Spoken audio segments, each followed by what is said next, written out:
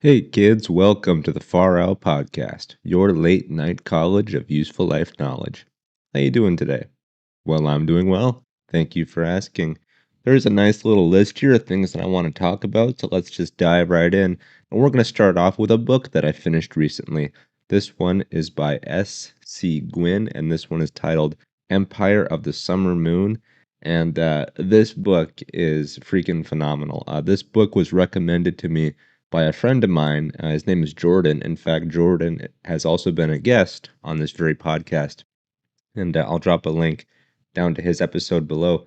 But it was actually on that episode at the very tail end of the recording to where he recommended this book, and he recommended it to the listeners as well, because that was how he decided to close out, his time on the podcast. But then, after we got off the mic, he told me a little bit about it and how it catalogs, American history and deals with Native Americans and whatnot during the founding of America. And I thought it was a really profound, kind of a elevator pitch for a book because I love history, and this is something that I'm not incredibly well versed in. I'm pretty good when it comes to like World War II and like the Cold War. I really enjoy those periods of history and also like the time of the Romans as well. But like ironically, with being an American and all that, I don't have a deep knowledge of the settling. Like I know about the Civil War and stuff like that, but like there's a lot of details that I wasn't privy to.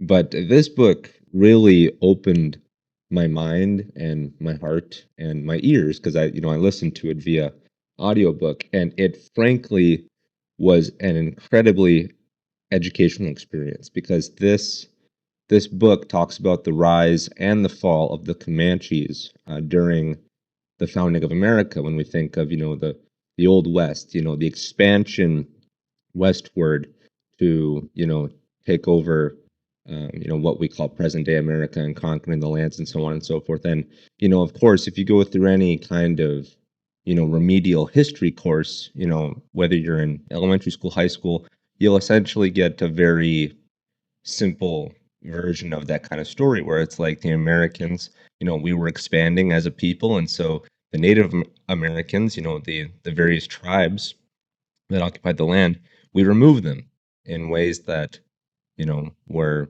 not so decent. We outright just steamrolled them, and of course that leads to a lot of contention for you know modern day readers and current day thinkers and analyzers and stuff like that. Um, you know, but that part of it aside, how we deal with it in a more modern context, getting a really intricate telling of the history of America, especially with this part of it, it was really, really impactful. This book pulls no punches. It absolutely does not because it talks about like the Comanches are the primary tribe that this book focuses on. And so you get a really interesting and deep view into their culture about how what a man does in a tribe, what a woman does, their hunting practices, how they raise their young, what they're expected to do in life, how they value spirits and medicine and the world around them, and how they chose to travel and what they chose to wear and what they would eat and how they'd eat it and how they'd prepare themselves for any kind of trial or journey. If they're going to travel via horse, they have a way of doing things. If they're going to prepare food, they have a way of doing that. If they're going to eat food, they have a way of doing that as well. There are so many you know details to everything that they did that I don't think a lot of people are really aware of. And so that was incredibly educational, just deepening my knowledge and understanding of what the Native Americans did, as a people, as a culture. Then, of course, you have the American point of view, and even learning more about what we did. How we, tried to trade and evolve. And this book talks about that, where we go from, you know, um, pretty rudimentary, and then we bring in evolutions like the pistol and the rifle and how that changed everything from, you know, ground combat to, like man on man to like, horse horse-led infantry, to the literal range at which we could attack enemies. It talks about that. It talks about the introduction of, the Colt branded pistols, and, you know, how at first we had no idea how to use these things, and then we finally learned, and, we took out our enemies with great ease, and then we expanded that into, harvesting game as well. It talks about how, just as how the Native Americans valued and prized the buffalo herds, when we learned of that, we quite literally outgunned them in that portion of their culture, and so like we were also going after the buffalo as well. So this book isn't so much just a talk about how we took over land or how we took over food sources and other resource pockets as well, but like it really does talk about how you have two cultures going head to head, two entirely different views of society going head to head. And we've heard stories and seen interpretations of stories through like movies and such where like Native Americans, they would raid, you know, a white man's village, they would stampede their horses, burn their lodges, take their things from their clothes to their pots and pans, then they would kidnap people. Usually it was children and women, and they would kill the men because the men were the primary fighting source. They were the primary resistance force in the Native Americans. And then the infants, they would kill them because like they don't want to care for another completely helpless individual. And this, just to talk about that for a minute, I mean, the book again, as I said, it doesn't pull any punches. This is a very graphic retelling of this portion of history. And it talks about how when a raid was happening, how the Native Americans would, brutally kill people. They chewed people with literally dozens of arrows, dozens. That's not an exaggeration, literally dozens. They would, club them, scalp them, run them over with horses, yada yada. Um, and they sadly did the same for people that they did not want. Again, the men and infants, they would often just kill really brutally and viciously, and the book tells you that. And then it it also tells about what life was like for captives, where women would be just abused relentlessly, and then they would, be kind of mentally and spiritually broken, and then they would be indoctrinated into the tribe. And same for the children as well. Those that could be indoctrinated, would, become a part of the tribe, and those that could not be broken and would continue to resist, they would just kill over the course of time. And it was the same with the American side of things as well. We would capture Native Americans, and we would enslave them and abuse them, and have them give up information to find other tribes and whatnot. I mean, we would torture them, and it gets very detailed into that as well.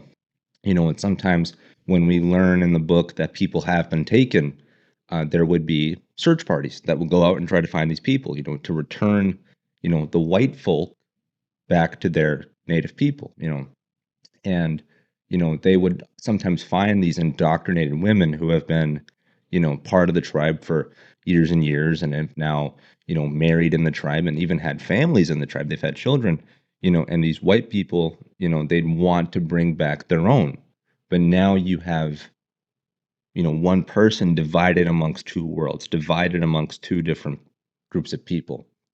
And you have her, you know you'll have individuals who, yes, they were once American and all that, but now they belong to the Native Americans because that's what they know. Even though that's not what they were born into, that's what they know. And so when Americans or and white people would try to bring back these captives, oftentimes the captives would reject going back into the Americans. They would reject returning back to the life that they once knew because they had essentially been brainwashed. And I don't mean to talk about the Native American side of things in such a negative light, because again, truly, this is a book you have to read to fully get it. this review, this summary of it is not doing it justice because, yes, the Indian side of things was very barbaric, and the book demonstrates that. However, we're not squeaky clean. The Americans are not squeaky clean. There was just as much, barbaric acts done on the side of the Americans as well. And so, with these women that would often be captured and then would try to be reassimilated back into, you know, white culture, normative culture, uh, they would reject that and they wouldn't know how to live, because they had been so used to the lives of the Native Americans and to living amongst Indians and whatnot. And it's really tough to see because these are things that we don't think about, because again, our really only frame of reference for Native Americans and for the history of Americas is frankly museums. And how often do people go to museums? I mean, I love to go to a good museum, I really do, but like, unless you read books like this, unless you make it a point to seek out this kind of history and information, you're really not going to get it, at least properly. And the versions that we do get, again, through movies and other books and things like that, they can often romanticize, the violence of it all, the expansionism of it all, the idea that we're going into undiscovered country. We as Americans, yes, some people had to suffer and die along the way, but this led to the America that we now know and love, the America that you are now getting to consume this media in. So isn't it worth it? And really, this book demonstrates that, like, yes, people have been conquering one another for years and years since the dawn of humanity, and whatnot. We still have war today, but like this is not a romantic retelling of the history. It's very honest, it's very pure, it's very graphic, it's violent, but it's also incredibly insightful, and it really does demonstrate the the beauty of the Native American culture and the ingenuity of the Americans who said, I am going to leave my home and I'm going to expand for better or for worse, because, not everything worked. It was a lot of, trial by fire and so on and so forth. But, it goes into how, you know, when the combat happens, and this, of course, this this story, this book takes place pre-Civil War, during the Civil War, after the Civil War, and so as we come into conflict with these Native American tribes, primarily the Comanches, but the book does talk about other groups as well, other tribes such as the Sioux and the Cherokees as well. Then there were other tribes that they had mentioned in this book that I had no idea about. I never heard about them in my entire life. The Panaticas, for example, that's one I can just pull off the dome. I never heard of that tribe.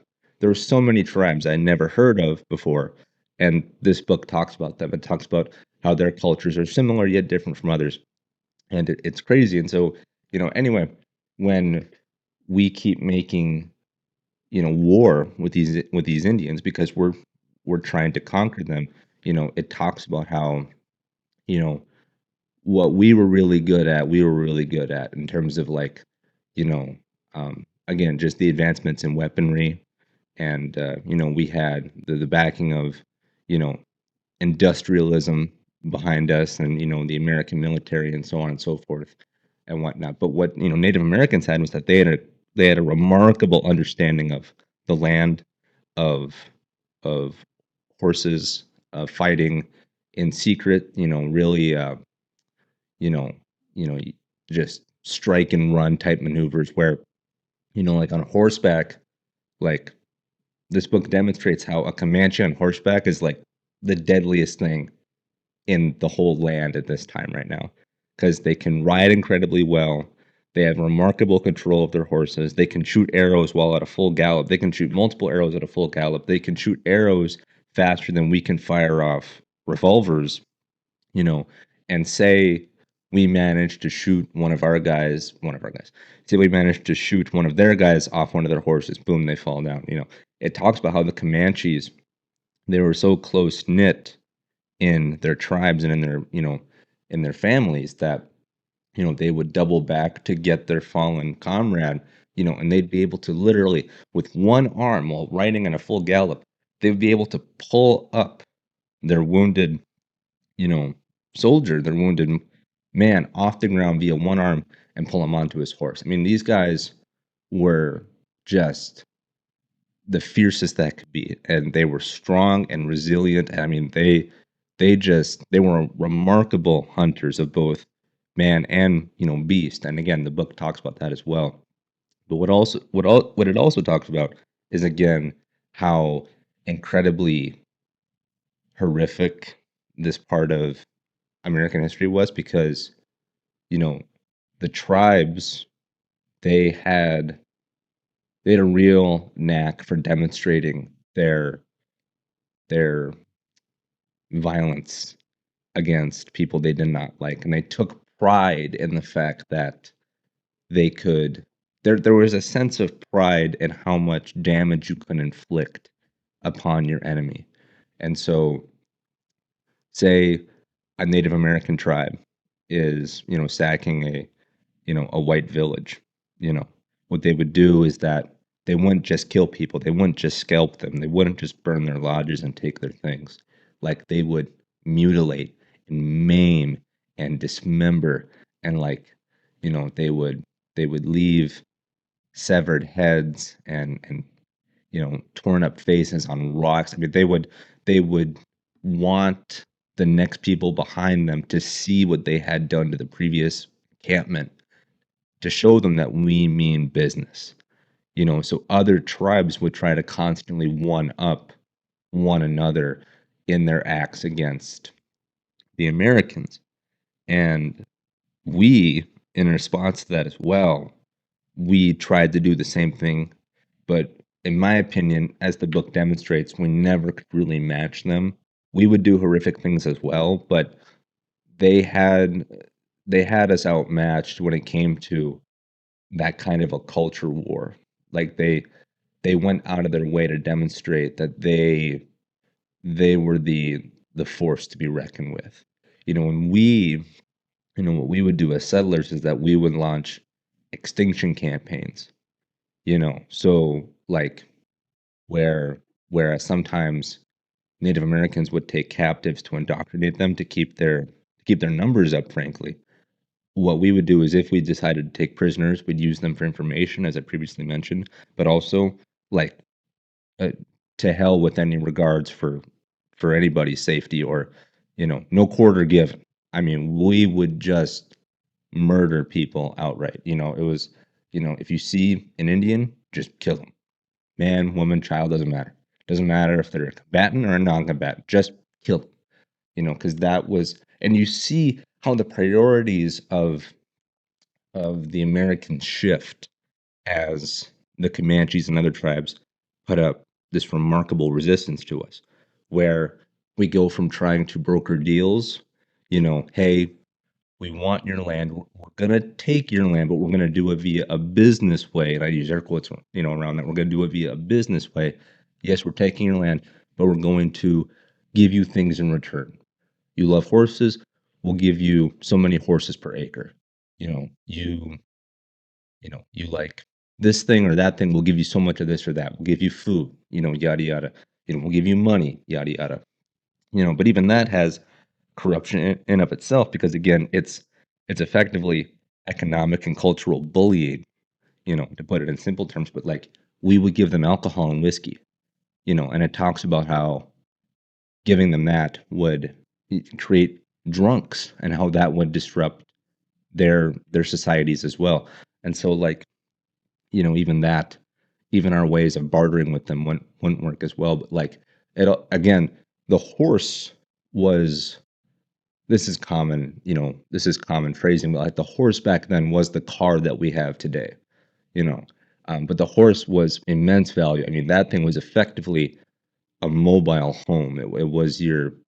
It provided transportation, it provided you know uh, workmanship, attack, defense if needed, also food in rare instances, where, like, you have nothing else to eat, you'll kill a horse. And it talks about how everyone did that. We all did that, because it talks about how, anyone gets lost out, in a blizzard, you know, during this time in finding America, and, like, We ran out of rations. What do we have? Well, we have this huge, meals on feet type thing. Bam, let's just kill them.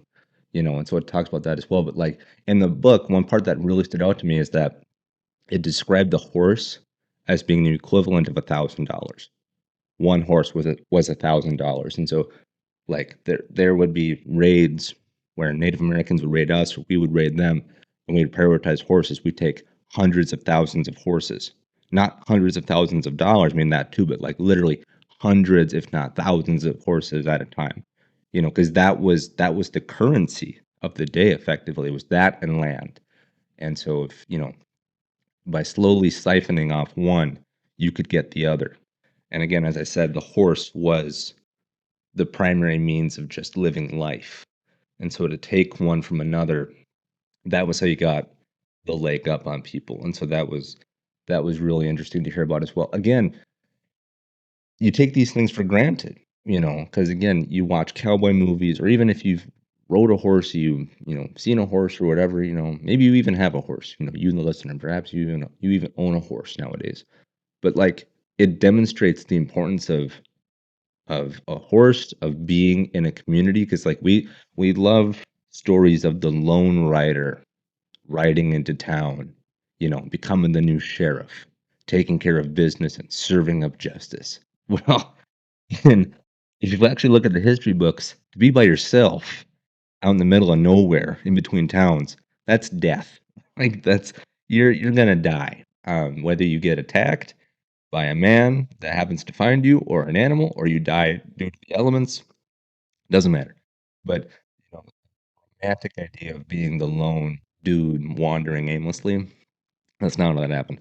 And so this book really does demonstrate how like people moved entire ecosystems just forward into the great unknown. And along the way, you invest so much time, effort, blood, money, sweat, tears, that when you meet resistance of any kind, you're just like, screw it. We're already here. We've come so far. We just have to keep going. And on the other side of the coin, you'd have the Native Americans who are like, we've been here for generations. They're coming onto our land. This isn't right. We can't just back up, and we can't just, you know, be polite, and say, yeah, sure, there's plenty of land for both of us. No, we're going to fight for this land tooth and nail. And yeah, this book was just really, really tremendous. I mean, it was like just getting a history lesson every single chapter. And there were some things in here that made me shiver, shudder. I got a little misty-eyed at times. And again, talking about it now in a modern context, I want to pull back on the history of it all and bring it now into 2025 at the time of this recording. It is incredibly interesting to consider all the facts that I now have thanks to this book.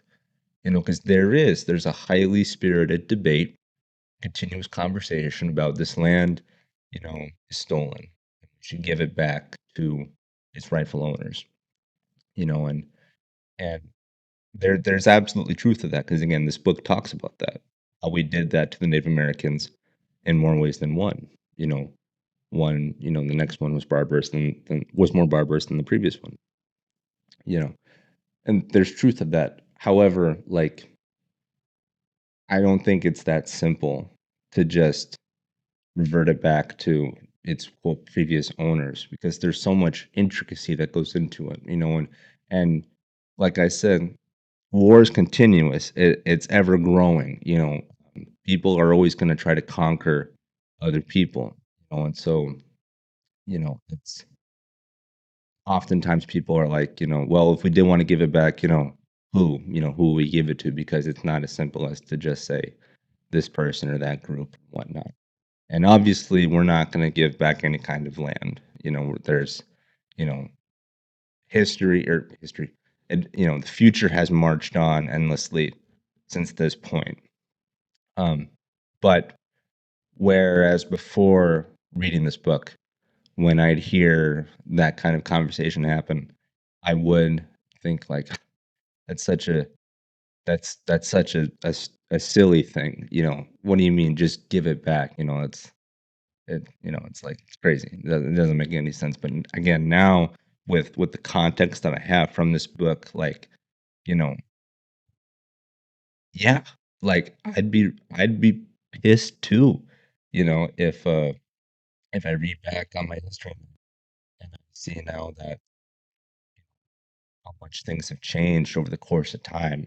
So it's again, I just found it to be really insightful and really, really deep into how it demonstrates what we did to settle America. And it does inform me going forward. It makes me think about things differently. And I think that's the highest praise I could give this book is that it not only educated me on the past, but it also enlightened me. And I really, really appreciate it. I was sad when this book finished. I was sad when I finished it. I wished it would have kept on going. And maybe several years from now, maybe I'll go back. I certainly couldn't go back now because again, it's for as educational as it is, it's a tough read. It's a tough sit through.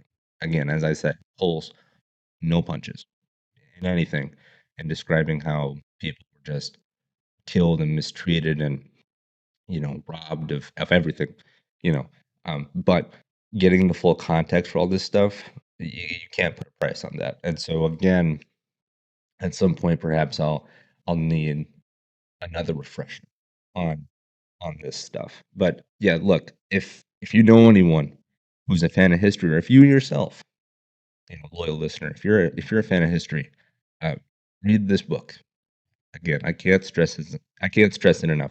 It really did educate me, and it made me feel things, made me think about things that I had not felt or thought of in a long, long time, nor have I thought about it in such a profound way. But yeah, this thing really took me to school. And also, just simply, I found it to be entertaining. There's a reason I wanted to slow drip this to myself because, again, I was sad when it ended. You know, alongside it being educational, it was also incredibly entertaining. This is a great read. This is a great book. It's a real page turner because it's just all so gosh darn interesting. And I don't know of the history or the history. I don't know of like the collection of how Mr. S. C. Gwynn, did this. I'm sure, of course, he had sources and he reviewed it, peer reviewed it, went through, you know, several different, validation processes. But even that, I would love to read. The book talks about that too, as well. How they'll mention things in the book and they'll say that like this is based on the findings of so and so. This is coming from this record. This is coming from this account. Or they'll flat out say, look, what you just read or what you just listened to, this is interpreted because the true source of it never bothered to write things down, never bothered to pass this along. And so we're getting, some of it's a game of telephone to where, so and so heard so and so heard so and so say this. Other times in the book, it's like, this is source that actively cites in the book as well. And yeah, I just really, really enjoyed consuming this piece of material. Again, both for what it showed me about the past of my country and the history of it, and also just again how it made me think about current conversations happening today. And yeah, I just really enjoyed reading Empire of the Summer Moon, and I think you will too. And so I recommend the book highly. Anyway, moving on. Seamless segue, because there's no proper way for me to talk about anything else in this episode after I just got done talking about something as serious and as emotional as the settling of America and that book, Empire of the Summer Moon. But I digress. There are other things I want to talk about. So yes, we're moving from something as important as history, moving on to something not nearly as important, that being movies, things that I've seen and things that I will see as movies are in production. And one of them is Fast and Furious 11. Yeah, kids, we're going from American history to the Fast and Furious franchise, and there is no bridge that anyone could cross or drive on to get between those two things. But here we are again via a seamless segue. But yeah, Fast and Furious 11 is coming, whether we like it or not. So there's that. But yeah, Vin Diesel, he was at some event, I don't know where, but he talked about the upcoming 11th and supposedly final chapter, but who the heck knows? He was talking about how that one is, in his opinion, it's slated for a release date of April 2027, which would mark almost 4 years in between Fast and Furious movies, because the last one, Fast 10, because X is 10 in Roman numerals. That one came out May 2023, and now Vin Diesel is talking about how this next one, Fast 11, will come out April 2027. So almost 4 years apart, exactly. Uh, by the way, I've seen no official announcement of that. He might have just been shooting off the cuff here at whatever event he was at. But he talked about how Fast and Furious 11 is coming out. It's still on the calendar for 2027. And look, I like the Fast and Furious movies. I do. Are they fun? Absolutely. And there are some of these movies that I think are genuinely great. Okay, there's a sliding scale for your Fast and Furious. There's great, there's good, then there's just bad. There are some that I think are outright phenomenal, and there's some that I think are just outright bad, and then there are a few that are in the middle there. You know, 5, 6, and 7, I think are legitimately great. Those are great movies. Those are great action heist movies. You will thoroughly enjoy watching those. You look at like 1, 2, and 3, they're good, bit cheesy, bit campy, but they're good. Then you get to not 7. Then you get to 8, 9, and 10. Those are just bad, in my opinion. Look, all film is subjective. I get it. For myself, my favorite one, I think is 6. It's either 5 or 6. People say 7, but for me, it's either 5 or 6. For me, like I said, 5 or 6.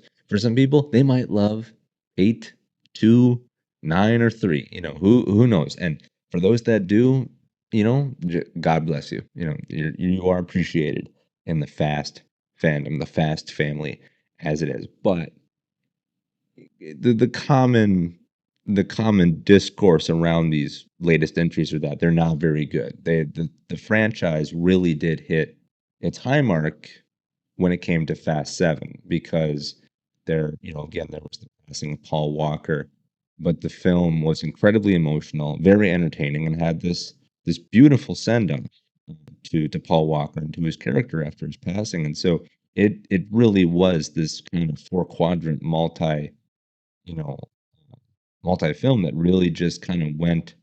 Yes, it was a Fast and Furious movie. Yes, it had outlandish things like a car jumping between skyscrapers, but there was heart to the movie, and people respected that and they appreciated that. Hence why the film was as successful as it was. You know, um, Beyond that, though, after I think the franchise hit the high mark that it did, it really has become your standard popcorn movie fare. Kind of something akin to like the Jurassic Park movies. Like Jurassic Park 1 is phenomenal, one of the greatest movies ever made. Jurassic World, which is technically the fourth one, I also think is phenomenal. Not as equally, but like that was a really good return to form for that franchise. And you got all this extra stuff in the middle.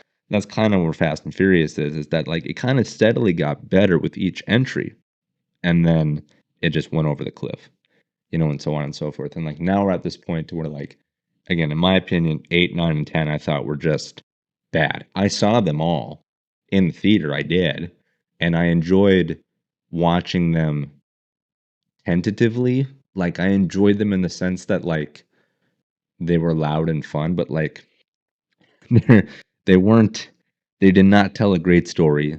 They were kind of ridiculous to the point to where I wanted to check out. And like, the thing about Fast and Furious is that like the last 3 have really kind of got lumped together in my memory for me. Like, okay, Fast and Furious 1, that's the one about the classic street racing. It's Point Break with cars. And then 2 is the one with the boat. 3 is Tokyo Drift, so it's the one where everybody drifts. 4 is that's technically the prequel to 3. 4 is the one where they that's the one with the underground tunnels, I believe. 5 is the one with driving the the bank vault towed behind the two vehicles. That's a great action sequence. 6 has that amazing foot chase, I believe, in Brazil, I think. That's where Dwayne the Rock Johnson came in. 7, of course, has, like I said, the skyscraper jump, and then also has, the send off to Paul Walker. 8, this is where it gets difficult. 8, because I've seen every other one multiple times, but 8, 9, and 10 I've only seen once. 8 is the one with the submarine. 9 is the one with the remote controlled cars, I believe. I think. And then 10 is I think 10 is the one with the rope swing to where Dominic Toretto, Mr. Vin Diesel himself, Mr. Vin Petrol, as it was, he swings a car across a chasm similar to how Tarzan would swing on a vine. I think that's how it went. I know in the last one, number 10 as well. No, I'm getting that mixed around. 9 was the rope swing. 10 was the one where Dominic Toretto drove his car down the Hoover Dam. That's true, by the way. They did that number 10. I'm probably getting that confused, but like, yeah, you see my point is that in 10 um, you had John Cena, you can't see me. You had that guy, and then you also had Jack Reacher, Mr. Alan Richardson, joining the crew as well. And yeah. So look, this tirade aside, the Fast and Furious saga is fun, but they're downright convoluted and sometimes outright stupid.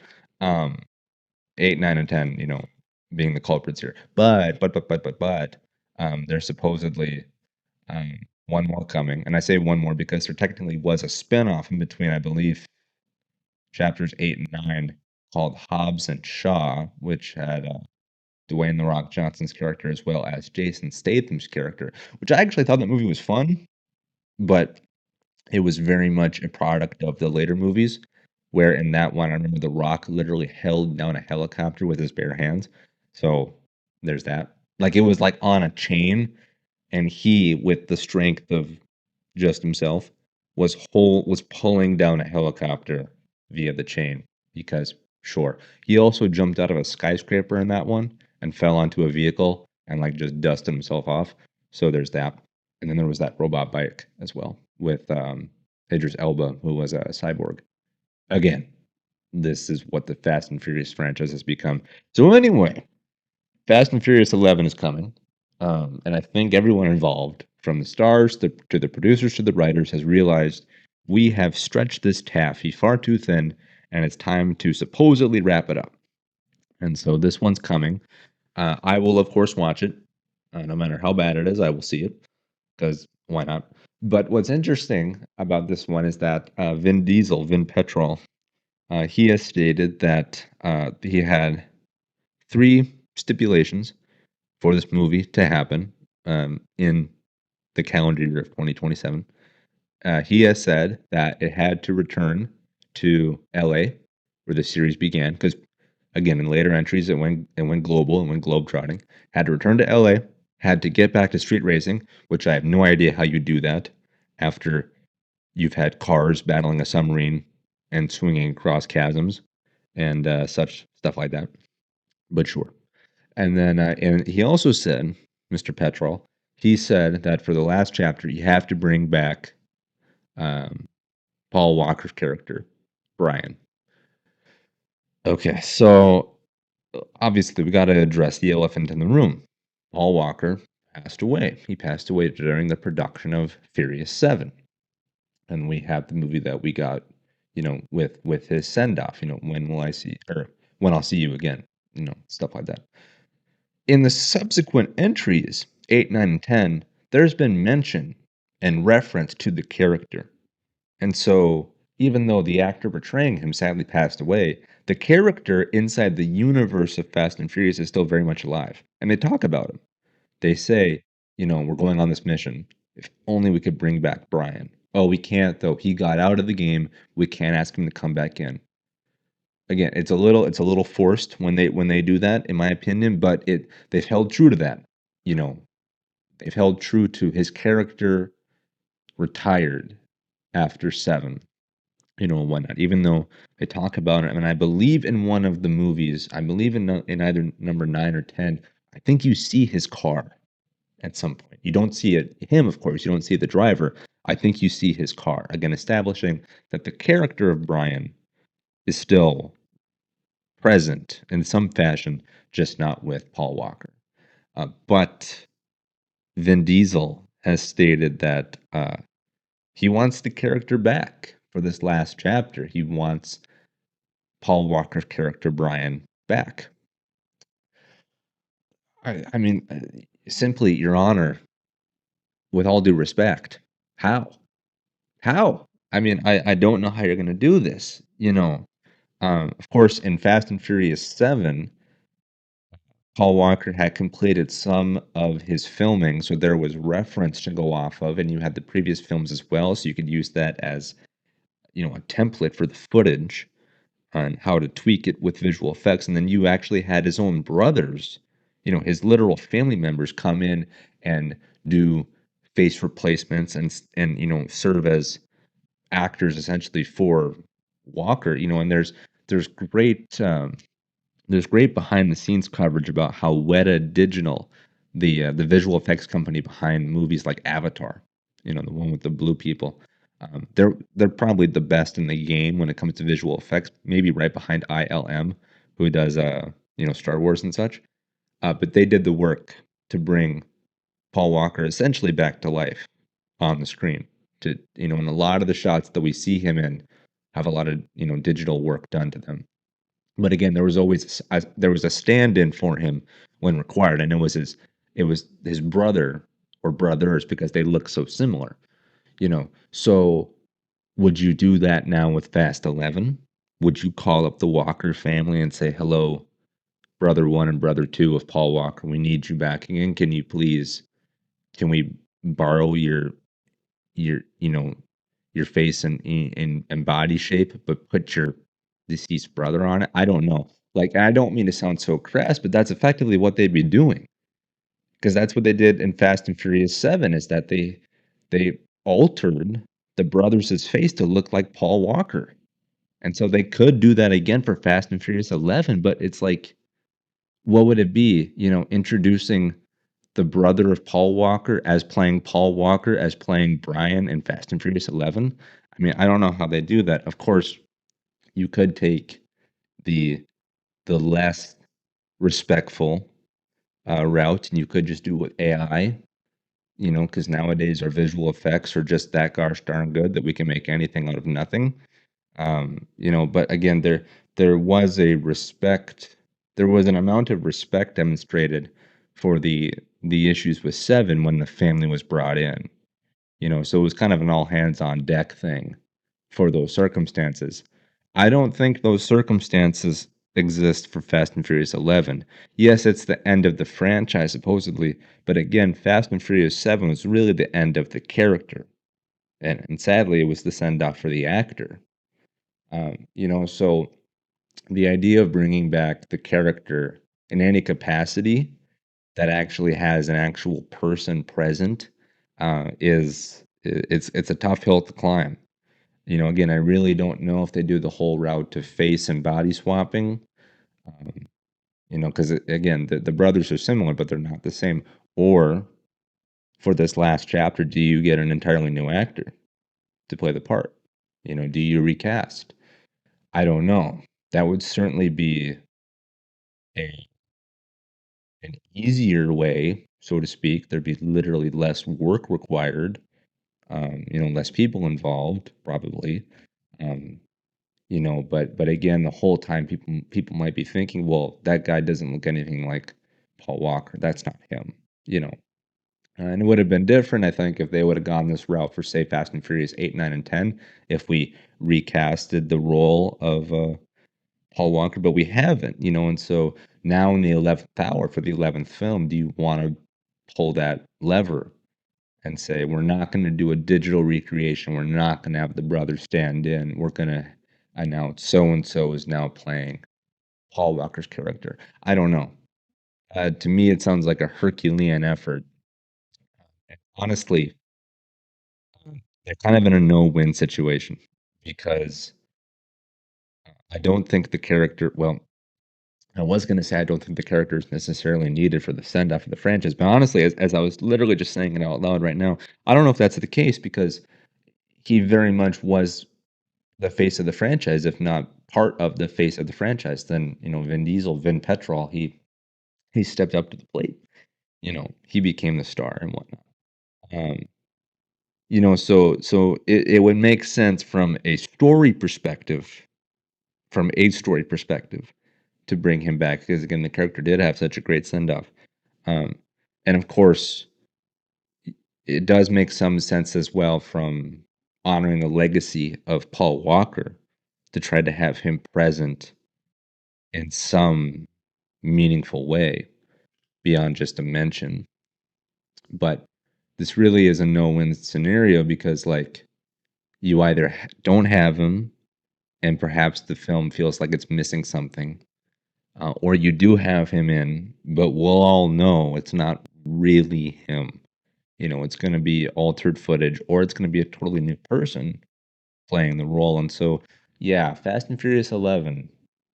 It's supposedly coming out April 2027, and it's supposedly going to bring back Paul Walker's character.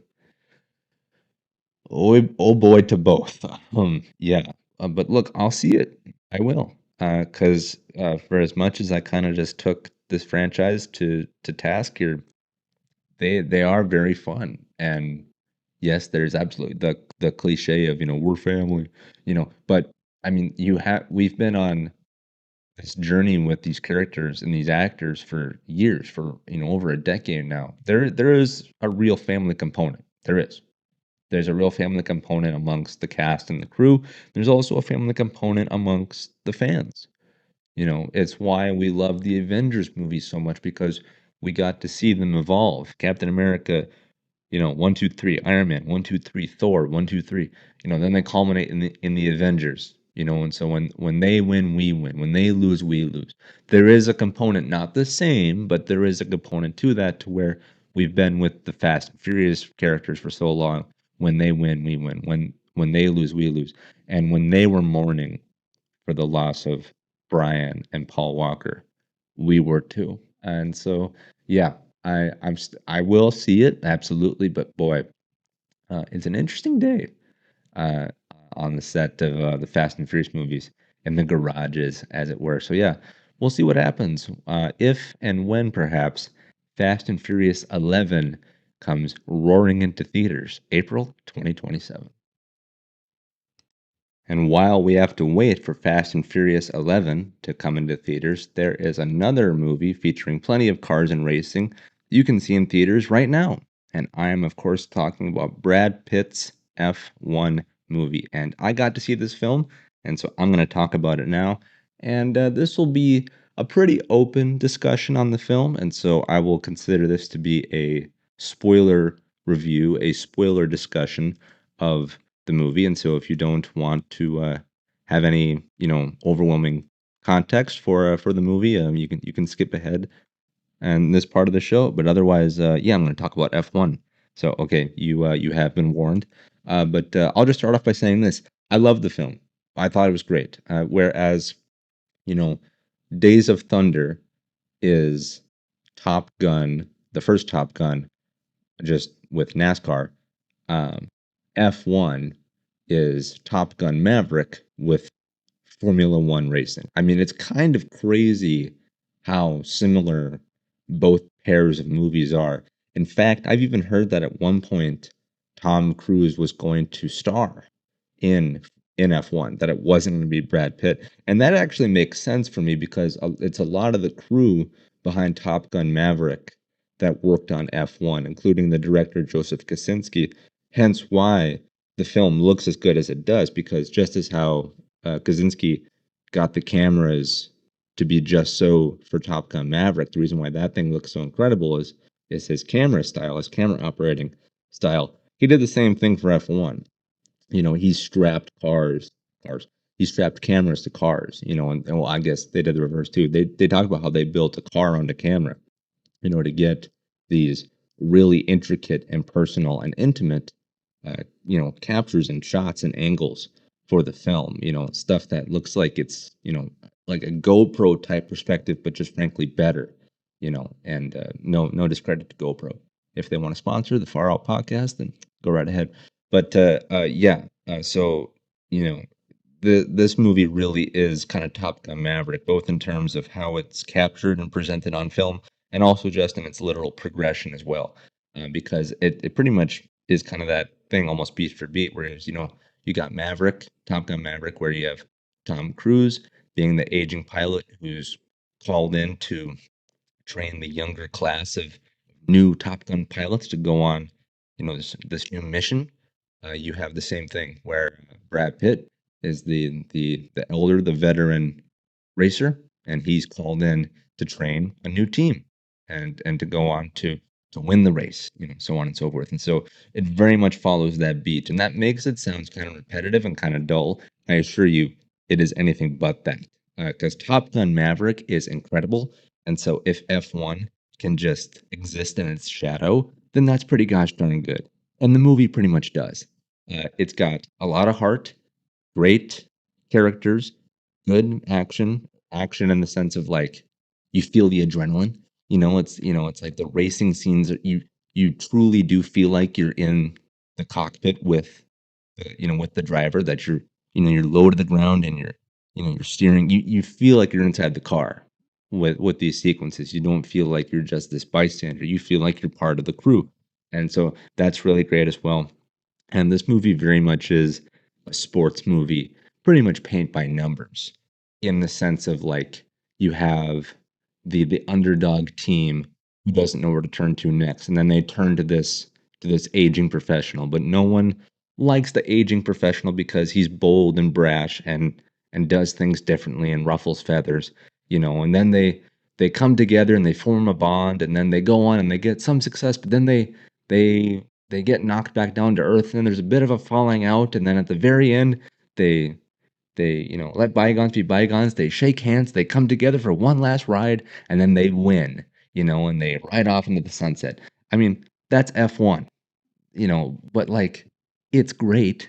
This movie is a blockbuster of the days of old. Like it does feel like a companion piece to Top Gun and Days of Thunder and Top Gun Maverick. And Jerry Bruckheimer is the producer of this movie. So like, I mean, he's made some of the greatest movies ever. Again, Top Gun and Days of Thunder. So it's like the formula is already there. The formula for Formula One is already there.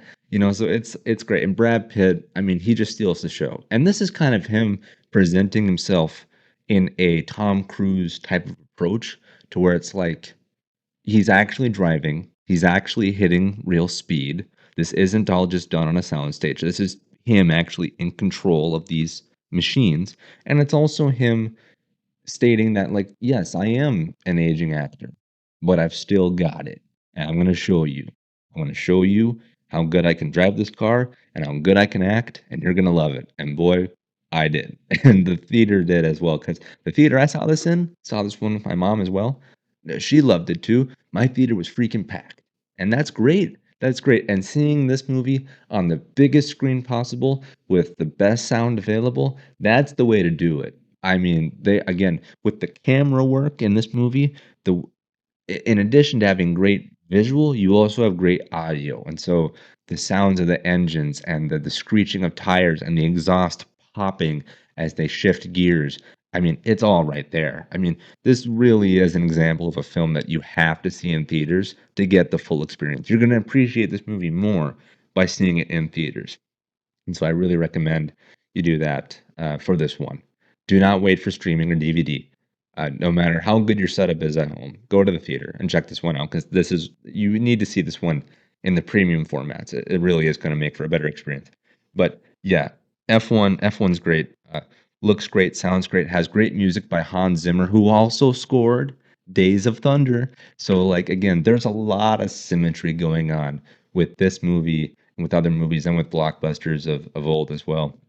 And I think they hit the ball out of the park with this one. I really did. This thing's a crowd pleaser. It's a lot of fun. Like I said, it's got a lot of heart, action, good drama. I mean, what more could you want? What more could you want from a big summer blockbuster? And so, yeah, was this less of a review and more of a colorful rambling for F1? Absolutely. But did it lose any of my passion for the film? No, it did not. So yeah, I really enjoyed F1. Again, I want to see it again. I want to see it a second time. I'm recommending it to my friends. Like, this to me is the best film I've seen all year. It just is. And we've got some heavy hitters on the way. Of course, we've got Jurassic Park 7, uh, Jurassic World Rebirth. We've got Fantastic Four, and we've got my boy Superman on the horizon. I mean, that's my most anticipated film of the year, like over F1, before I saw this one. But like as of right now, as of this recording, F1 is the best movie I've seen all year. It's really good. And even if the other ones manage to knock this one down a few pegs, like if they just happen to just overtake F1 just slightly, I'm gonna look back on the list of movies I saw in 2025, and F1's gonna be very solidly at near the top of the list. I don't think it'll be the top, we'll see. But even if it gets knocked down a couple of spots, it's still going to be up there at the end of the year. So yeah, this is the best thing I've seen all year, and yeah, I really recommend that you check out F1. I think it's pretty freaking incredible. All right, and keeping it with movies that I've seen recently, we're going to stay on the track for a bit longer, but we're just going to lose a few wheels this time because we're going to go from talking about race cars to motorcycles because I did a rewatch of the movie The Bikeriders, and this one is by Jeff Nichols and stars Austin Butler and Tom Hardy, among others. And this was an interesting rewatch for me because I remember when this film came out, and it's pretty recent. It had a limited release in 2023, and then it went wide in 2024. So, the film is not very old, but I really enjoyed this rewatch, and I actually liked it more this time around than the first time. I remember when I saw this one in the theaters, I liked it, but did not love it. I found it to be underwhelming. But this time, getting to see it in my home and just kind of watch it a little more slowly and just kind of really sit with it just in a nice isolated manner, it really did make for a better viewing experience in my way. Of course, doesn't beat going to the theater, but like there was just this intimate factor that I had with the film this time around that I didn't have the first time when I saw it, when it first came out. And yeah, it's kind of interesting because like on its surface, when you research this film or watch some of the trailers, you think you're gonna kind of get this sort of like crime epic. I remember when this movie was coming out, they were saying one of the ads was saying that it's Goodfellas on motorcycles. It is certainly not that. There are, gangster and gang and kind of mob mentalities to this movie, but it doesn't really lean into that. It leans into the brotherhood of being in the motorcycle club. And yeah, they commit crimes and such, but that's not really the nucleus of the film, so to speak. Which, in my opinion, that kind of is why I was a little cold on it to start. I wish that it would have been more of a Goodfellas on motorcycles type thing, which is why I might have found it to be underwhelming. But this time, I really just enjoyed the performances, the characters, the cinematography, because this is based off of a motorcycle gang that was riding throughout the Midwest, and so there's lots of shots that look like they come from like Wisconsin, Michigan, North Dakota, so on and so forth. So lots of imagery that evokes home for me as well with this one. So that was really nice. But yeah, I really enjoyed this film. I found it more entertaining this time around.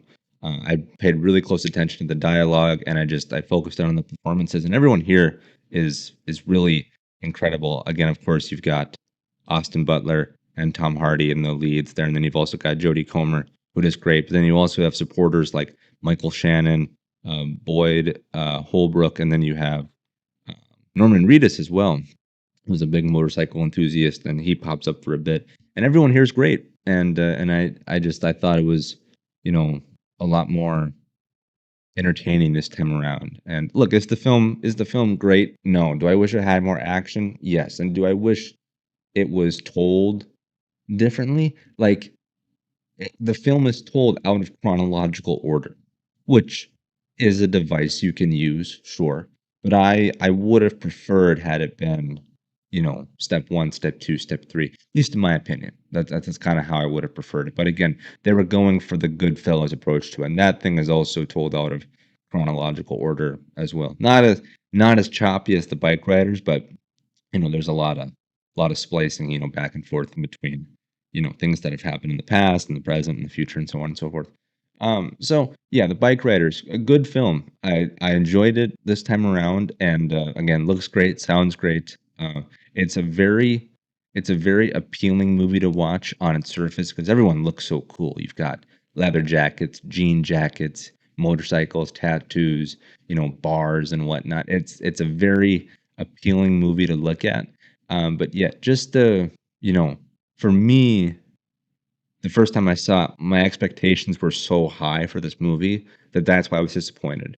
And then upon doing a rewatch, I had the memory of, yeah, well, I liked it, didn't love it. This time around, I liked it a lot more. I did not love it, but like I had a memory of this at as a C minus, C plus. Now this time around, after this rewatch, it's like a B minus, a B plus. So if you haven't seen the film for a while, I recommend you do a rewatch. Or if you have not seen it entirely, I do recommend this one. I think it's a good one. Yeah, just a nice little movie. I really enjoyed it, and yeah, I think you will too. So yeah, The Bike Riders, starring Austin Butler, Tom Hardy, and others. It's a good one. I think you should check it out. All right, kids, we are now going to get into the Ryan Gosling of it all because I am literally Ryan Gosling. And he has a new movie on the way called Project Hail Mary. And this movie had its first poster as well as its first trailer, and then a follow up poster as well. Despite the film being 9 months away, this movie releases in March of 2026, and we are in June 2025 at the time of this recording. But yeah, this thing is 9 months away, yet there are now two posters and a trailer out for this movie. And look, I'll say this: I love the posters. I think the posters are great. I love the first one in particular, the one with what's Ryan Gosling's character hanging on some kind of cord as he's dangling on the back of the spaceship against this really cool imagery with a lot of color, a lot of orange and some red and some purple and some green. I think that's great. That evokes a lot of this sense of wonder, the sense of scale, this kind of 2001: A Space Odyssey, type thing with it as well. And then I do like this more character-driven poster of Ryan Gosling. He's, inverted, he's upside down, looking outside one of the portholes on one of his space, craft and whatnot. I like that as well. I'm normally not a big fan of just posters that just have the actor, with like no context because like you need to, a film poster should represent the entirety of the story in one singular frame. And I think the first poster does that pretty great. The second one is more a tribute to just Ryan Gosling as the actor, as the star, the lead. But both are really good as well. And there was a trailer released as well for this movie. And whereas I love the posters, I did not love this trailer. In fact, this trailer it made me a little cold on the movie. Now, I'm going to preface that by saying that I knew this movie existed, but I had no context for it. I only knew that Ryan Gosling was making this space movie by Phil Lord and Christopher Miller, the guys that brought us the Spider-Verse movies, as you can see on the poster there. But of what I've heard of this, it sounded amazing. It's based off a book by the same author who wrote The Martian, and that movie, of course, got made into a movie starring Matt Damon. That film is incredible, and so it's coming off of a piece of source material. It's coming off a book from that same author. So boom, I'm there. I love Ryan Gosling. Boom, I'm there. I love big concept, sci-fi, stuff like that. I'm there. And it has, again, Phil Lord and Christopher Miller, some really good filmmakers who made the Spider-Verse movies. Again, big, high concept films. This thing has every piece that like gets me going for a movie. Like I'm all in on this. And the posters alone got me in on this. The trailer, though, I think did it a discredit in some sense because I've heard that this book and this movie convey a real sense of wonder and imagination and adventurism with space travel. I've heard it's like, yes, it's funny and it's got good action, but it's also really thought provoking and kind of operatic, in its nature as well. And so I'm looking forward to that because one film that I really love recently that got not a lot of love when it came out, but I really enjoy it. I actually have it in my Blu-ray collection. Is another Brad Pitt movie, that being Ad Astra. I think that film is incredible. That to me is some really deep, thought-provoking sci-fi. And so I was hoping that Project Hail Mary would be the Ryan Gosling vehicle for that same kind of material. It still might be, because I'm not that familiar with it in terms of plot, nor am I familiar with the book very deeply. But the trailer itself conveyed a lot of comedy. It went hard on the comedy, so much so that at first glance, you would think that this movie is an outright comedy. And a film can be serious while still being funny. You just have to use your comedy really well. Timing is everything with comedy, especially in storytelling. You don't want to lose any of your emotional weight by stuffing in comedy where it shouldn't be. And this trailer conveyed to me that this thing is just going to be a laugh fest. It's not going to convey any sense of drama or thought provoking things. There's going to be no sense of expansion for humanity, anything like that. Again, I'm not familiar with the story of the book, but the posters made me want to read the book and see the movie. The trailer, not so much, because again, I want this rich sci fi experience. I don't want just laughs galore. But again, with The Martian, for example, that movie is smart, sleek, and funny. There's a lot of comedy in The Martian, but it's used expertly to convey emotion and to elevate scenes. I hope that Project Hail Mary gets the same treatment, and I think it would. Again, because it's coming off of a book written by the same author. The same guy that wrote The Martian wrote Project Hail Mary. And so I hope that this is just an example of a bad trailer to a great movie. And I use bad in air quotes and great in air quotes as well, because I have not seen the movie. It could be great, it could be bad, it could be okay, who knows. But this trailer to me, while visually striking and while appealing to a degree, I thought the posters did a better job. Frankly, with this project, with no pun intended, with Project Hail Mary, I think less is more. But the trailer gave so much, both in terms of plot, humor, and even some context. Yes, some things are missing context, but like they gave away a lot. I would have loved there to have been an aura of mystery around this movie. Now there really isn't right now. And like, look, that's the price you pay when you follow, film production and film release closely. Like, I'm all in on Superman. I was hooked after one poster and one trailer, but of course I've seen every other subsequent poster and every other subsequent trailer and all the TV spots and the billboards and whatnot. I've seen too much of that movie because I frankly just can't help but look away. I'm going to fall into the same kind of pit with Project Hail Mary because I'm so gosh darn interested. I just wish that the trailers and the subsequent stuff follows pulls back on it because I won't have the willpower to. And so I need some help from the filmmakers that be to pull back. But yeah, I think that this movie has a lot of potential. And of the film pundits that I follow who have been like to CinemaCon, where all these studios present their upcoming slate of films, and what I've heard about this film and like the response it's gotten from people who have checked it out, I've heard it described as one of the best films of 2026. I've heard it even be described as potentially a front runner for Best Picture at the Oscars 2026. Now, not everyone will gasp at that because some people love the Oscars, some people don't, some people think they're overrated. Truth is, it's probably somewhere in the middle because, the Oscars can, you know, they can go ways no one expects, Like the movie you love might not get any attention at the Oscars, and so you might think, oh, whatever, it's a big sham. Who cares?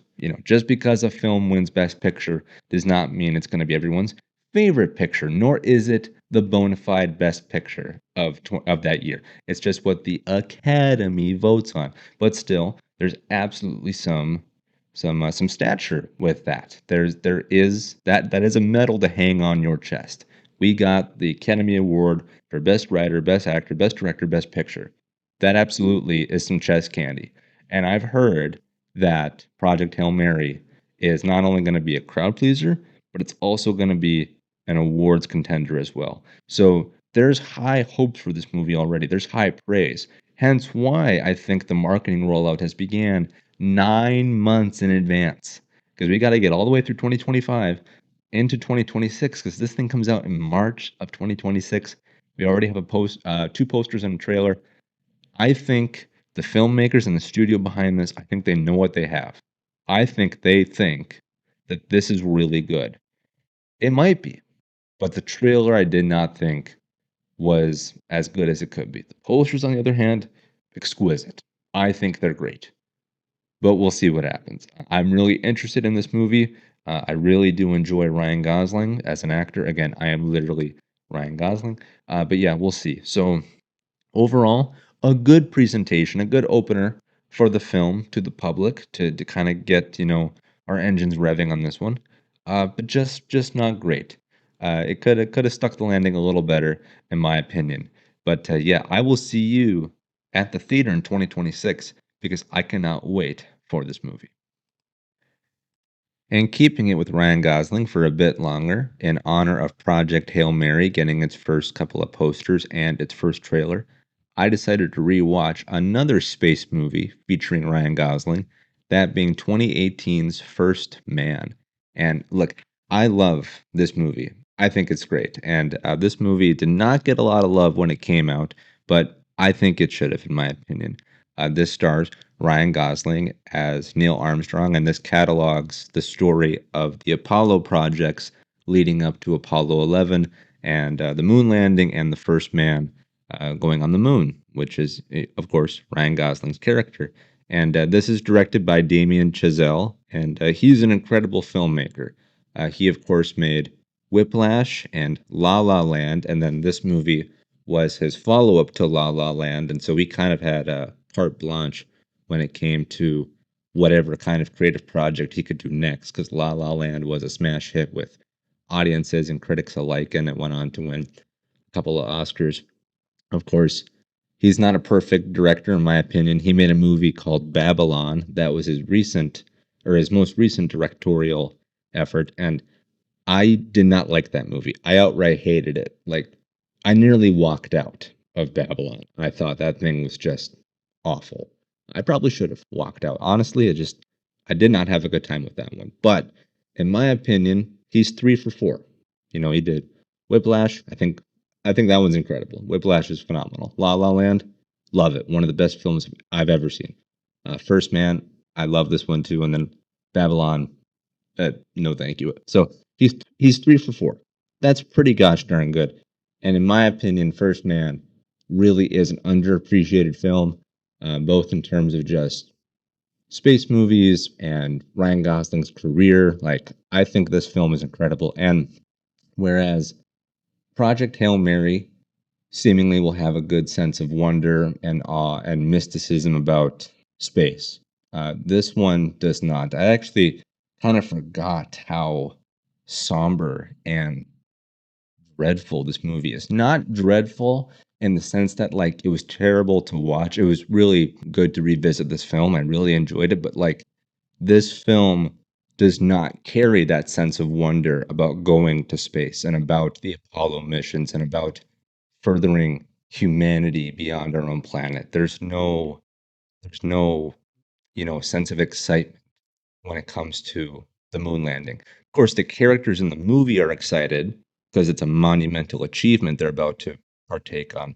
But for us, the observer, we're being presented this telling of that story in a very dramatic way because this movie really tells a story about Neil Armstrong's struggle with the Apollo projects and the struggles of not only himself, but also the strain it puts on his family and his marriage and those around him and the country as a whole. Like, this movie is a really heavy telling of this all around great American story. I mean, this is a quintessential, not even American, this is a quintessential story for literally humanity. I mean, we literally left our planet and put a man on the moon. Like, that's something that's like an ultimate campfire story that just sparks this sense of wonder and awe and grandeur amongst people who hear it. Then First Man strips that all away.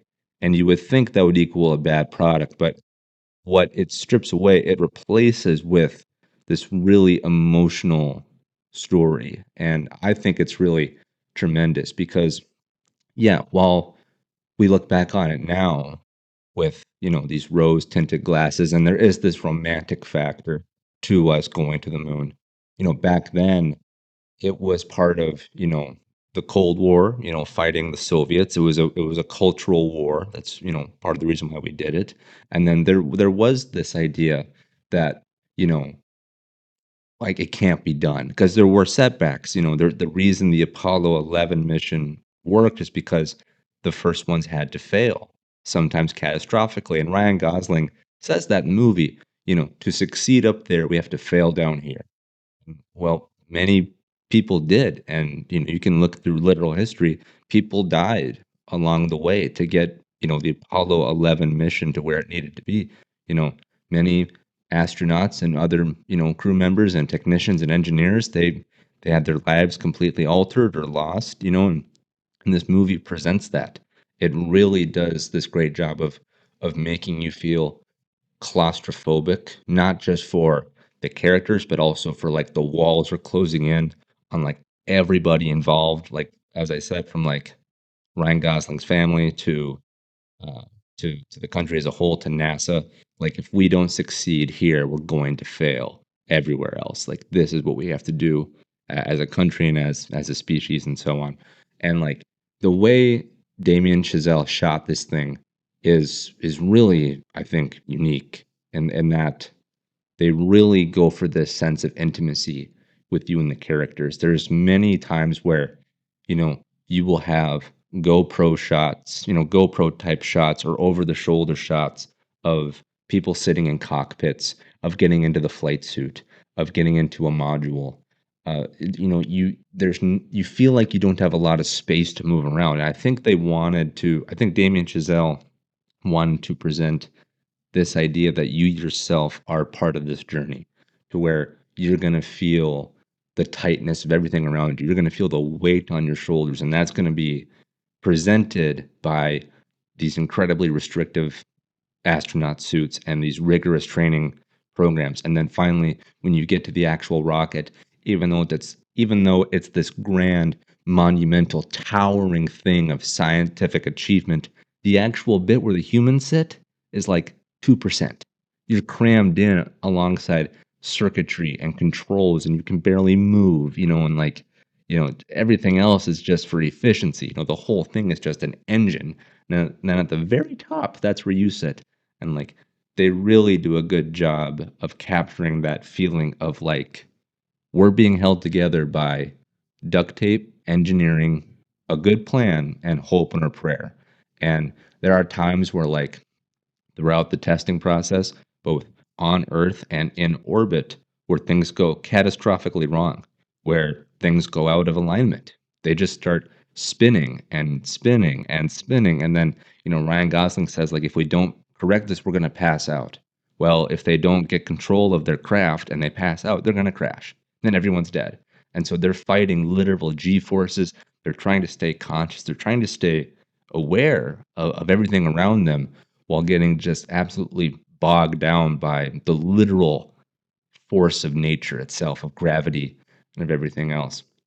And yeah, and then you get intricate looks into the lives of astronauts around Neil Armstrong, as well as the man himself. And you get to see the toll that this takes. Yes, of course, it's a monumental achievement with lots of fanfare and the ticker tape parade and all that. But like, there are they show objectors, to this in the movie. Like, there's this notion that like, why would we spend billions of dollars on a space program when we could spend billions of dollars to help the homeless, to feed those who are starving, to, better our cities, so on and so forth. And that's a real discussion. And that was a real part of the discussion back when this was happening, is that yes, this is for America and for humanity, but there were a lot of people who were like, okay, that's great, but is this what we need to do? And they present that how everyone was not, hooray for us. There wasn't that unified mentality. There was fracturing amongst the populace, and that was interesting as well. And Ryan Gosling really does play this very subdued. He plays this almost emotionless character. Like, I don't know how accurate this is to like an actual portrayal of Neil Armstrong, but like, he'll be presented with, you know, the loss of loved ones, the loss of his crew, setbacks and the program, and he'll just be completely blank. He'll just have a cold stare and he'll just accept the facts, and he never really like motivates. He never really like sits with them. They don't really motivate him. He just kind of shrugs everything off and goes, "Okay, I have to keep going." Like at one point, and again, this is a spoiler, but this is a spoiler for history. So like, I mean, come on. But like, in the movie, one of the Apollo missions fails and it kills astronauts. Like everyone's dead. And, Neil Armstrong has to deal with that and move on the best he can. And then he gets promoted to where he's going to be the commander of one of the next missions. And so he's following in the footsteps of a crew that just died in a fiery explosion. And he gets told this news and he literally just says like, okay, like, all right, let's go. There's no objection. Like, are you serious? I don't want to die. Nor is there any like appreciation. Like, wow, I can't believe it. What an honor. Thank you so much. It's just him just being, okay, I guess I'll go get ready, or okay, I guess I'll hit the books, and stuff like that. And then like when it's time for him to leave and his wife is obviously stressed about this because she understands people before you have died on these missions. There's a chance you yourself might die. You're not any more special than they are. Like, how am I supposed to deal with that? What am I supposed to tell our kids? How is our family supposed to react to this?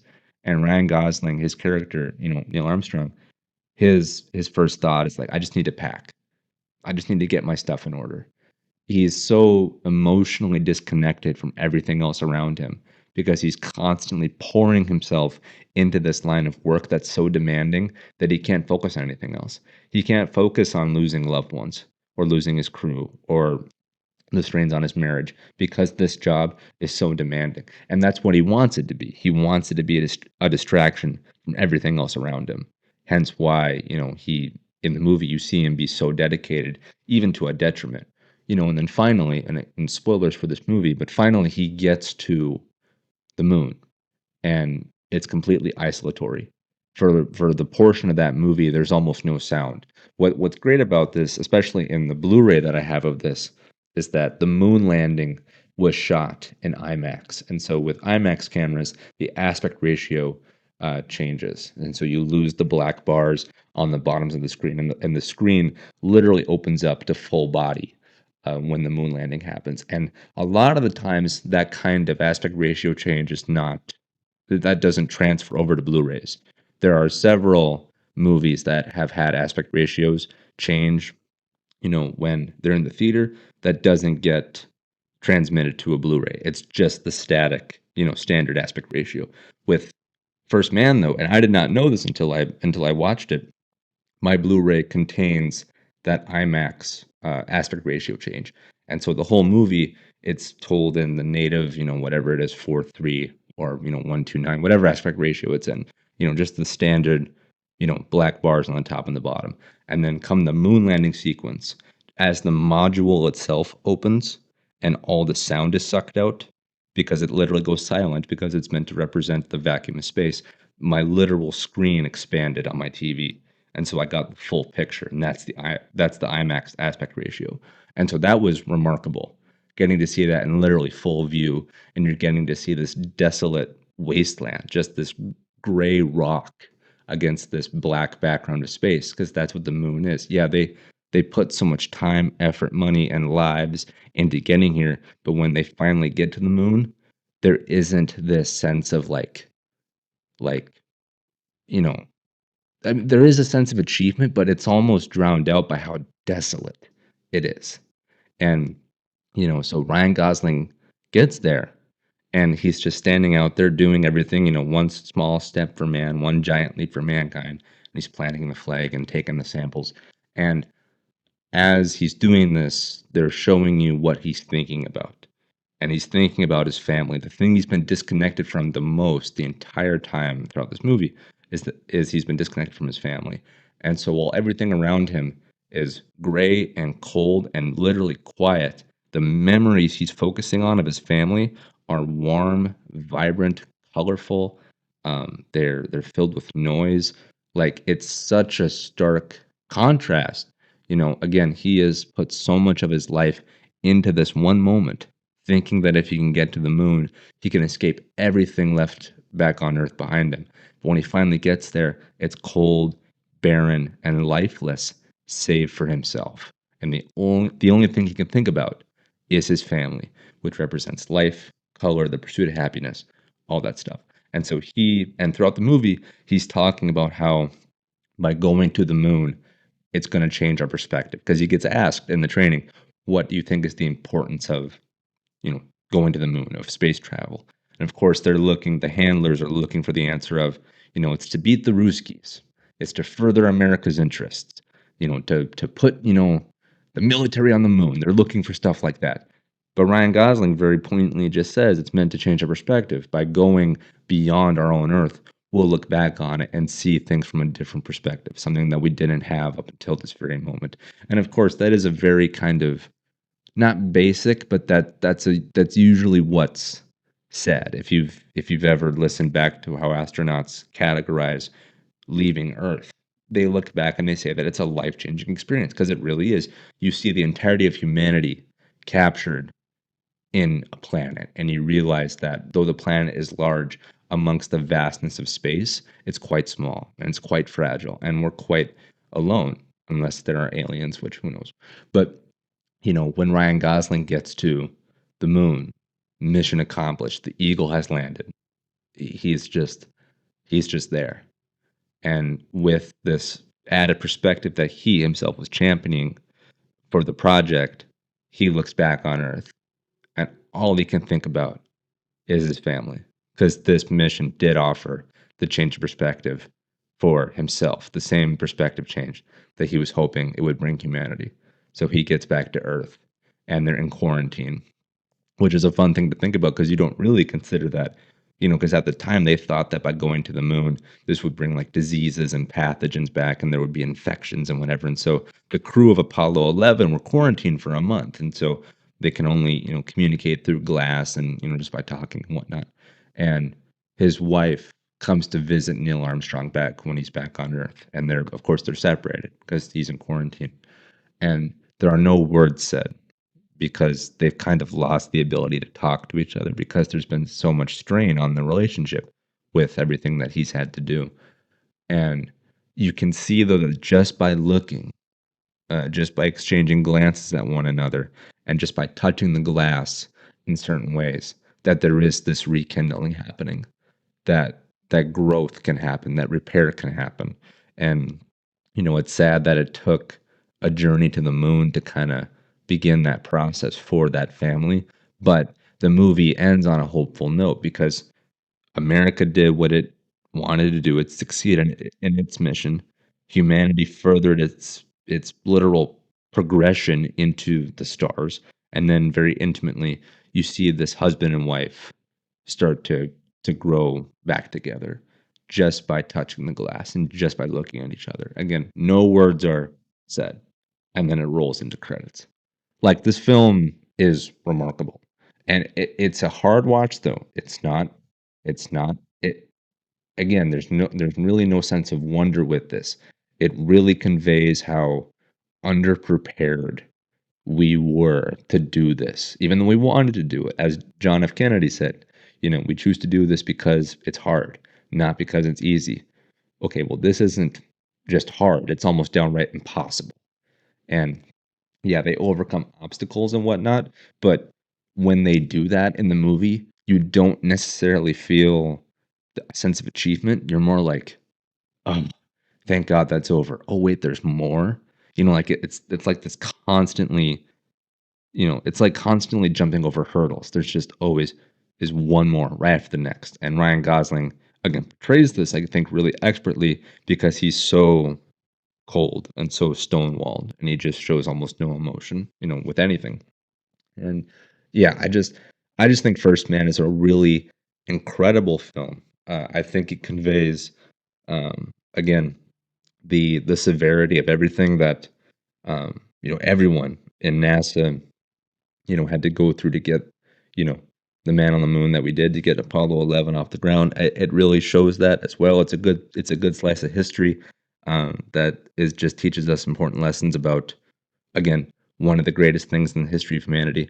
I think it's also just a really entertaining movie as well. I think it's really expertly made. I think the sound design is great. I think the cinematography of capturing stuff both on the earth and outside of the earth is really great. And yeah, look, this gets lost in the the soup of other movies. Even Damien Chazelle. When you think of him, you think of La La Land and Whiplash, or you think of Babylon with how bad that was, in my opinion.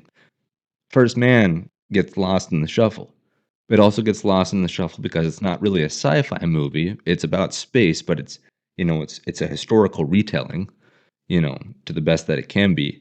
But of course, that gets lost in, like, other things like, um, Apollo 11 with um, what's his name? Wilson.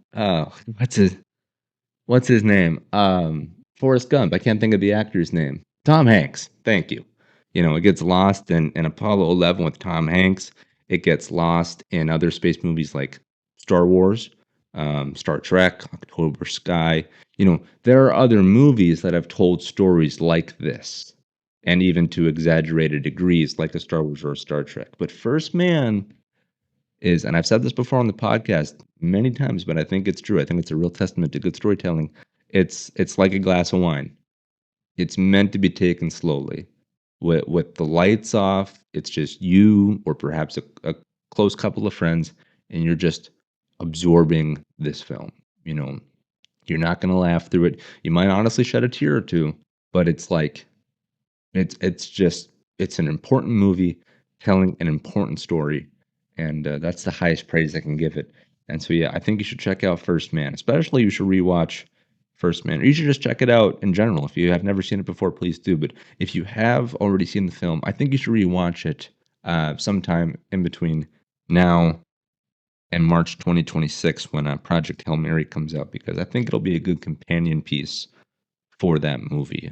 So yeah, I really enjoyed watching First Man, and I think you will too. So I recommend that you check out the film. And anyway, moving on to the last thing that I want to talk about, and again, seamless segue because I did not know how to shift from American history into Fast and Furious, nor do I know how to do that again, switching from more American history with the moon landing into this last topic. But here we are. And the last thing I want to talk about is BoJack Horseman, because I've been watching more of this series. And if you've listened to the podcast in previous episodes, you know that I really do appreciate this series because on one hand it's incredibly funny and it's wrapped up in this colorful bouquet of colorful animation that frankly it's presented like a kids show with talking animals and wacky stuff, but it's anything but that. You get past the comedy, you get past the colors and the whatnot, and this series on Netflix has some of the deepest storytelling like I've ever seen.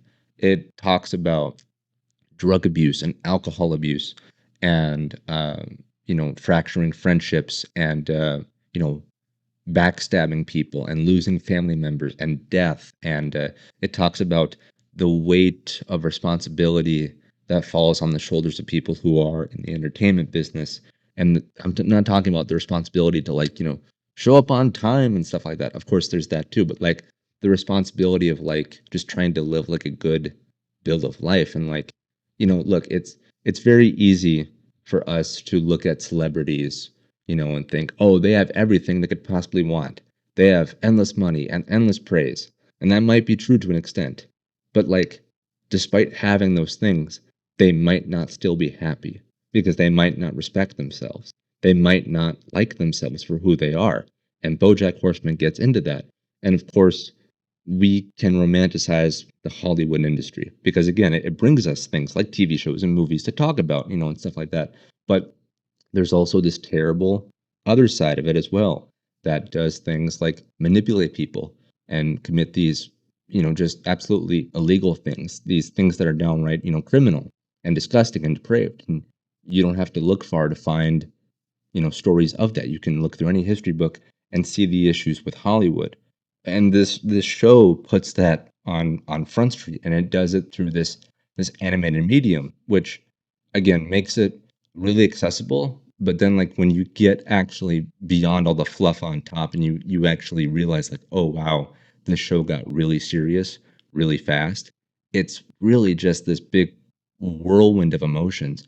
And for me, it's an incredibly enriching experience because this show can go from making me, you know, like crying laughing into like crying tears of sadness because it's pulling at something that a lot of people have dealt with or have been adjacent to, and it's just conveying it in a way through this TV show, through this animated TV show, no less.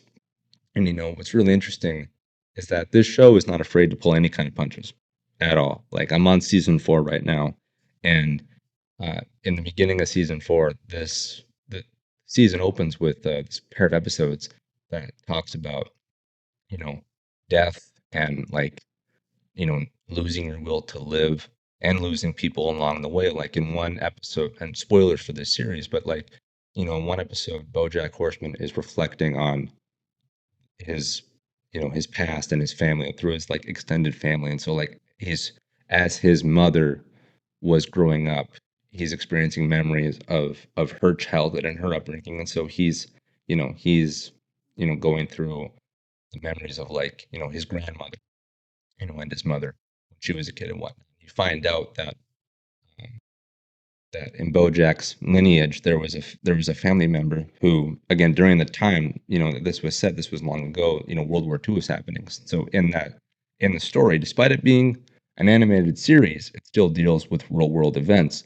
There was the World War happening, World War II, and um, the brother of BoJack's mother had to get sent off to the war, and he dies, and his grandmother, the mother to his mother, she's inconsolable. Like she can't rationalize this.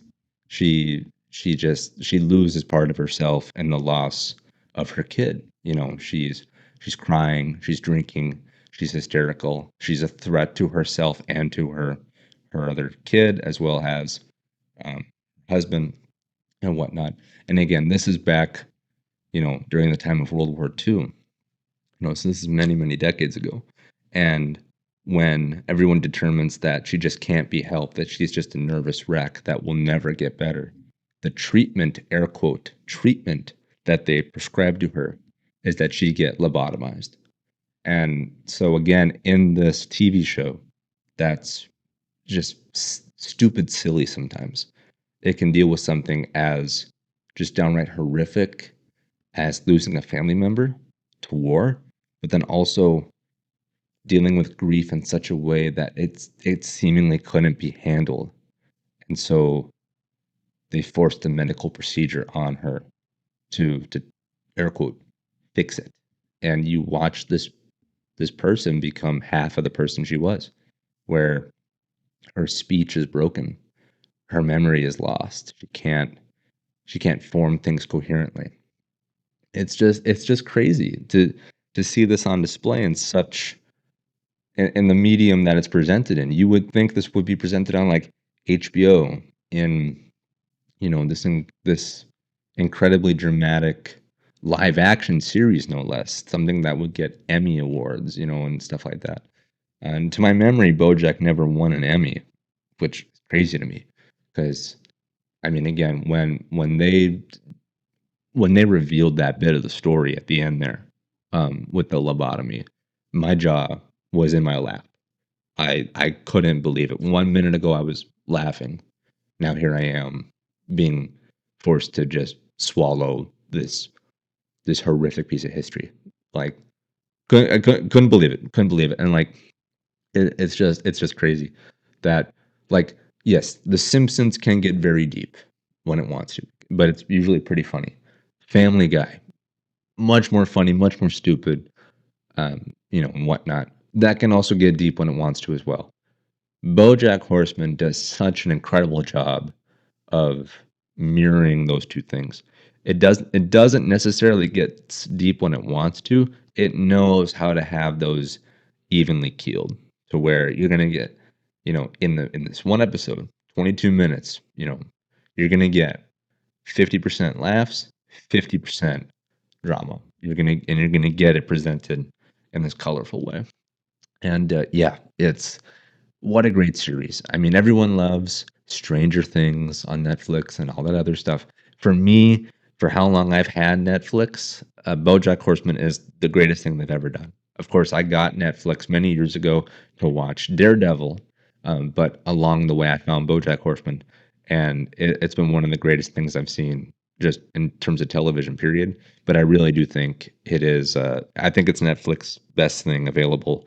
And so, if you have not watched BoJack Horseman, I truly recommend that you do, because again, you're gonna laugh out loud at many times, and then at other times too, you're gonna be like, "Holy crap!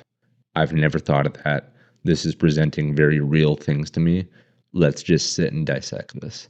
I think it's really tremendous. And if you have already seen the series, if you've seen it just through completion, go back and rewatch it. It can be just as educational and just as profound, even if you've already seen it before. And so, yeah, man, what a what a great show. Just what a great show. I think they really hit the ball out of the park with this one. And yeah, I think it's just really, really great. And yeah, so hopefully you have thought that this episode of the Far Out Podcast has also been great as well. I thank you for watching and or listening to this program here. And yeah, just hope you had a good time. You've been a great audience, and I'll see you in the next one. All right, bye bye.